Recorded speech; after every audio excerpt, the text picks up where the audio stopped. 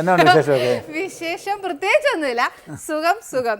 കോട്ടയത്ത് നേരെ വരുവാന്ന്. അതെ അതെ, കോട്ടയത്ത് നേരെയല്ല, കുറച്ച് വളഞ്ഞൊക്കെയാ വന്നേ. അതെനിക്കും അറിയാം. ഹെയർപിൻ കേഴ്സ് MC റോഡിൽ കൂടെ പോകുന്നതെന്ന് അറിയാവേ. കുറച്ച് നാള് കൂടിയിട്ട് കോട്ടയത്തിന്റെ ഭാഷ ഒന്ന് വൃത്തിയായിട്ട് കേൾക്കാൻ പറ്റി. എന്നാന്ന് എന്നാ ഉണ്ടാക്കി വെച്ചിരിക്കുന്ന അറിയാവോ? എന്നാ മണമാന്ന്. എനിക്ക് കറിവേപ്പില എന്ന് പറഞ്ഞാൽ എന്നാ ഇഷ്ടമാണെന്നറിയാവോ?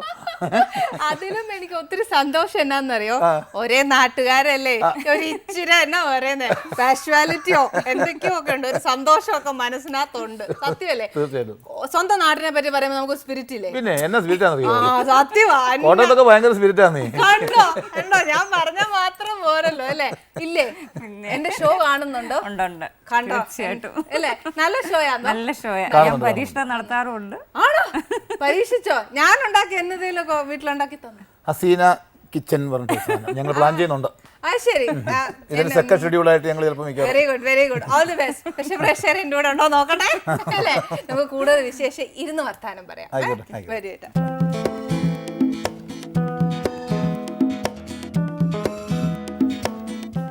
ഇന്ന് തന്നെ ഞാൻ സ്പെഷ്യലാണ് ഉണ്ടാക്കിയേക്കുന്നത് കേട്ടോ. നമ്മുടെ നാട്ടിലൊക്കെ ആണെങ്കിലേ ശരിക്കും നമ്മുടെ എന്നൊക്കെ പറയുമ്പോൾ നാട്ടുകാർ മിക്കവാറും എന്നെ പ്രേക്ഷകർ എന്നെ തല്ലും. കാര്യം എന്നാ വെച്ചാൽ ഇവള് നോക്കി എന്നാ പറയുക, നേരം പോലെ അങ്ങ് മാറിയേക്കുവാന്ന് പറയുവേ. കാര്യം എന്നാന്നോ, നമ്മുടെ കഴിഞ്ഞതിൻ്റെ മുമ്പത്തെ എപ്പിസോഡിൽ ഞാൻ കപ്പ വേവിച്ചേ. കോട്ടയത്തോട്ട് നമ്മളല്ല ഇത് ഇടുവോ, എന്നാ ജീരകം ഇടുവോ അരയ്ക്കാനായിട്ട് കപ്പ വേവിക്കുമ്പോൾ? കണ്ടോ? ഇല്ല. പക്ഷെ ഞാൻ കണ്ടോ, എനിക്ക് കോട്ടയം കളയാൻ ഒക്കുവോ? ഒക്കത്തില്ല. തിരുവനന്തപുരം കളയാൻ ഒക്കുവോ? ഒക്കത്തില്ല. അതുകൊണ്ട് ഞങ്ങൾ തമ്മിൽ വഴക്കൊക്കെ മാറ്റി. അതുകൊണ്ട് നമ്മളവിടെ സ്ഥിരം ബീഫല്ലേ, ഇത് ഞങ്ങൾ സ്പെഷ്യൽ ഒരു മട്ടൻ പെരട്ടാ ചെയ്തേക്കുന്നേ. അതിൻ്റെ കൂടെ ഒരു പൊള്ളപ്പം എന്ന് പറയും, അത് നമ്മുടെ അങ്ങോട്ടില്ല. എന്നാലും കേട്ടോ, ആ കോട്ടയം നാട്ടുകാരുടെ സ്പിരിറ്റായി നമ്മുടേന്ന് വരുന്നത് കേട്ടോ. ഇച്ചിരി ഒരു പാഷ്വാലിറ്റി ഉണ്ട്. അതുപോട്ടെ, എല്ലാം ചോദിക്കട്ടെ. ആദ്യം ഞാൻ ചോദിക്കാൻ പോകുന്നേ ചേട്ടൻ്റെ മിമിക്രിയെ കുറിച്ചാണോ, അതോ എന്നാ പറയുന്നത് ഫിലിമിനെ കുറിച്ച് ചോദിക്കണോ, അതോ എൻ്റെ നാട്ടിലെ വിശേഷങ്ങൾ ചോദിക്കണോ? എന്തും ചോദിക്കുക, എല്ലാം പ്രിയപ്പെട്ടതാണ്. സത്യം കേട്ടോ, നാടല്ലേ ഏറ്റവും. അതെ അതെ, തീർച്ചയായിട്ടും. നാട്ടിലെല്ലാവർക്കും സുഖമല്ലേ? നാട്ടിലെല്ലാവർക്കും സുഖമാണ്. പിന്നെ മിമിക്രി ഒക്കെ എന്തായി ചേട്ടാ? മിമിക്രി ഒക്കെ നന്നായിട്ട് പോണു. ഉടനെ തന്നെ അമൃതയിൽ ഞാനൊരു ഷോയുമായിട്ട് വരുന്നുണ്ട്. ശരി, അത് സസ്പെൻസ് ആയിട്ട് നിൽക്കുകയാണ്. എന്തായാലും പൊളിച്ചു, എന്നാലും വരും. Very good. എന്നെ കൊണ്ട് അത്രയും സാധിച്ചില്ലേ?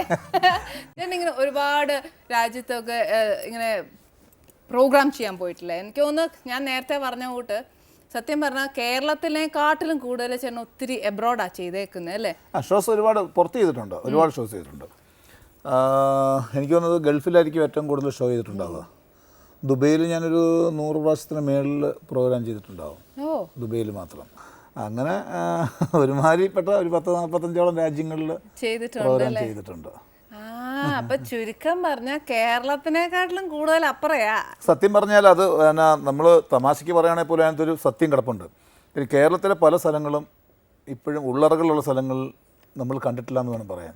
പുറത്തുള്ള രാജ്യങ്ങളായിരിക്കും കൂടുതൽ കണ്ടിട്ടുള്ളത്. സത്യമായിട്ട് അല്ലേ? ശരിയാ. ഏതൊരു മനുഷ്യനാന്നേലും ഫസ്റ്റ് ചിന്തിക്കുന്നത് നമ്മള് എബ്രോഡ് പോയി ചെയ്യാം. അത്രേ ഉള്ളൂ. പക്ഷെ കേരളത്തിൽ അതിനേക്കാളും ബ്യൂട്ടിഫൈ ഉള്ള ഒരുപാട് സ്ഥലങ്ങളുണ്ടെന്നുള്ളതാണ്. ശരിയാ, സത്യമായി പറഞ്ഞു. അപ്പൊ ചേട്ടൻ ഇത് ഒത്തിരി പല രാജ്യങ്ങളിലൊക്കെ ഇങ്ങനെ പോകുമ്പോഴത്തേനെ ഒത്തിരി തരം ഭക്ഷണം കഴിക്കുവല്ലേ, പല രീതിയിൽ. ഇപ്പൊ പിന്നെ എന്നാ പറയുന്നത്, ഈ സൗത്ത് ആഫ്രിക്ക, ഉഗാണ്ട അങ്ങനെയൊക്കെ പോകുമ്പോഴത്തേന് വേറെ ടൈപ്പ് ഓഫ് ഫുഡ് അല്ലേ? അങ്ങനെ പോകുമ്പോൾ അവിടുത്തെ ഫുഡാണോ ഇഷ്ടം, അതോ നമ്മുടെ നാട്ടിലെ ഫുഡ് തന്നെ പ്രിഫർ ചെയ്യോ? അങ്ങനെയൊന്നുമില്ല. എനിക്ക് ഓരോ രാജ്യത്ത് പോകുമ്പോഴും അവിടുത്തെ ആഹാരം കഴിക്കാനാണ് താല്പര്യം. ഈ കഞ്ഞിയും കപ്പയൊക്കെ കേരളത്തിൽ ഒന്നും എപ്പോഴും കിട്ടുന്നില്ലേ? ഒന്നും അങ്ങനെയൊന്നും പറയണ്ടോ. തിരിച്ച് കേരളത്തിൽ അതല്ല ഞാൻ ഉദ്ദേശിച്ചതല്ല. അത് ഇപ്പം കഞ്ഞിയും കപ്പയൊക്കെ നമ്മൾ എത്രയോ വർഷങ്ങളായിട്ട് കഴിക്കുന്നു, അത് സ്ഥിരമായിട്ട് കേരളത്തിൽ നമുക്ക് കിട്ടും. പക്ഷേ പുറത്ത് പോയി ഇറ്റാലിയൻ ഫുഡ് കഴിക്കുന്നു പുറത്തെ രാജ്യത്ത് പോകുമ്പോൾ. ഇപ്പോൾ നെയ്റോബി എന്ന് പറയുന്ന സ്ഥലത്ത് പോയപ്പോൾ അവിടെ അവിടുത്തെ ട്രഡീഷണൽ ആയിട്ടുള്ളൊരു ഹോട്ടൽ ഉണ്ടായിരുന്നു. ഒരു വലിയ ഹോട്ടലാണ്, ഫുൾ വുഡിൽ തീർത്തൊരു ഹോട്ടൽ. അപ്പോൾ അവിടെ നമ്മൾ എന്താ പറയുക, ഈ ട്രൈബ്സിനെ പോലുള്ള ആൾക്കാരാണ് സെർവ് ചെയ്യണത്. ഭയങ്കര ആംബിയൻസ് ആണ് അവിടെ. അപ്പോൾ ഓസ്ട്രിച്ച്, പിന്നെ മുതലയൊക്കെ അവർ വളർത്തുകയാണ്. പേടിക്കണ്ട, തിന്നില്ല, വളർത്തുകയാണ്. എന്നിട്ട് അതിനെ നമുക്ക് അവർ ഫിഷൊക്കെ കറി വെക്കുന്ന പോലെയാണ് ചെയ്തു തരുന്നത്. എല്ലാം തൂക്കമാണ്, എല്ലാം ചുട്ടിറച്ചികളാണ്. ഭയങ്കര രസമാണ് അവിടെ പോയി കഴിക്കാൻ. അപ്പൊ അതൊക്കെ നമ്മൾ ആശ്രയിക്കണ്ടേ? ചുട്ടതൊക്കെ കഴിച്ചോ? പിന്നെന്താ, എന്റെ തമ്പുരാനെ, എനിക്ക് മുതലയൊക്കെ തിന്നോ? ഇല്ല, മുതലേ തിന്നില്ല, പക്ഷെ ഓസ്ട്രിച്ചിനെ കഴിച്ചു. അയ്യോ, എന്നിട്ട് വേഗത്തിൽ ഓടാൻ പറ്റിയോ? പിന്നെന്താ, വേഗത്തിൽ ഓടി ഇവിടെ എത്തിയത്. അവിടുന്ന് ഒറ്റ ഓട്ടം ഓടിയിട്ട് ഇവിടെ എത്തിയത്. ഓസ്ട്രിച്ചിന് അങ്ങനെ ഒരു ഗുണമുണ്ടല്ലേ? ചേട്ടാ, ഞാനൊരു കാര്യം ചെയ്തേ. ചേട്ടാ, ഇപ്പൊ മിമിക്രിയിലല്ലേ, അതിലും ആദ്യമായിട്ട് ഞാനൊരു കാര്യം ചെയ്തേ. ചേട്ടൻ ഈ മിമിക്രി ആണ് എൻ്റെ ജീവിതം അല്ലെങ്കിൽ എൻ്റെ വഴിത്തിരിവ് അതാണ് എന്നെങ്ങനെ മനസ്സിലായി? അത് കുഞ്ഞുനാളിലെ മുതൽ ഇതിനു വേണ്ടി ഇഷ്ടമായിരുന്നു? ഇല്ലല്ല, അങ്ങനല്ല. നേരത്തെ ആനി പറഞ്ഞ പോലെ ഡ്രോയിങ്ങിനോടായിരുന്നു താല്പര്യം.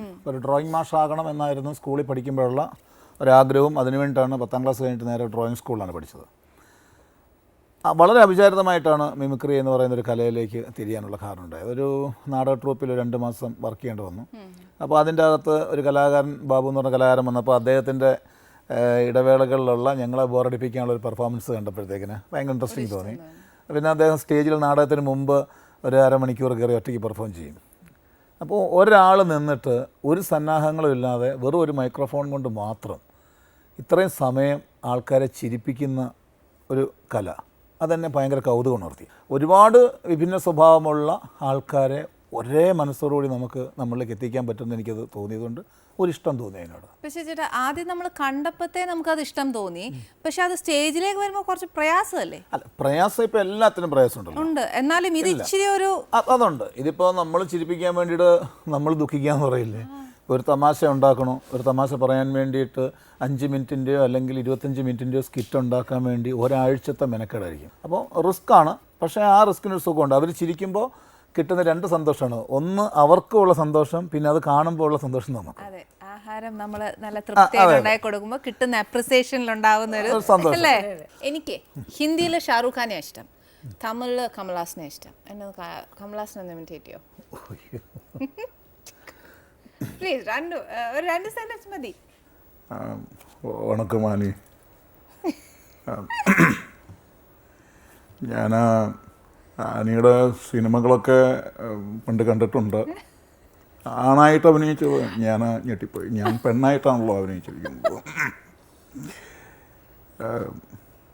ഈ ആഹാരം ഉണ്ടാക്കുക എന്ന് പറയുന്നത് ഒരു വലിയ കഴിവ് തന്നെയാണത്. മട്ടൻ എനിക്ക് ഭയങ്കര ഇഷ്ടമാണ്. Very good. ഇപ്പം എന്നാ പറയുന്നത്, ഇപ്പം ഈ പറഞ്ഞ കൂട്ട് ഡയലോഗ് പറഞ്ഞില്ലേ, എൻ്റെ ഈ ഷോയിലേക്ക് വരുമെന്ന്, ആ നാവ് പൊന്നാവട്ടെ. എന്നാ പറയുന്നത്, അവർ ആങ്സൈറ്റിയുടെ പുറത്തിരിക്കാൻ കൂടെ എന്നാ പറയുന്നത്, ഒന്നും വരുന്ന പോലുമില്ല. തീർച്ചയായിട്ടും വരും, അവരൊക്കെ വരണം. പിന്നെ അതുകൊണ്ട് ഇപ്പം എന്തായാലും കമൽഹാസൻ സാറിനെ കാണിച്ചില്ല. അപ്പം എൻ്റെ ആഹാരം കഴിച്ചിട്ട് ഇനി ബാക്കി പറഞ്ഞാൽ മതി കേട്ടോ.